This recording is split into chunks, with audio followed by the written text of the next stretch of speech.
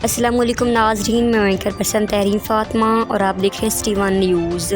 तहसील पनहोस सुनहरी bureau chief Bahram Khan बिरानी की report के मुताबिक गोट बालाज खान बिरानी इस जदीद दौर में भी बुनियादी सहूलियात से महरूम, न बिजली, न गैस, अस्पताल, न रोड। गोट बालाज खान बिरानी के कलीमुल्ला बहरानी और ज़रीन खान बहरानी ने मीडिया से बातचीत करते हुए कहा कि गुज़श्ता कई सालों से हमारे गोट बालाज खान बहरानी को नज़रअंदाज किया है। मुंतखब नुमाइंदगान वोट लेने के बाद नज़र भी नहीं आते। हम आला काम से अपील करते हैं कि हमारी गोट बालाज खान बिरानी की बुनियादी सहूलियात दी जाए, बसूरत दीगर हम एहतजाजी मुजाहरा किया जाएगा।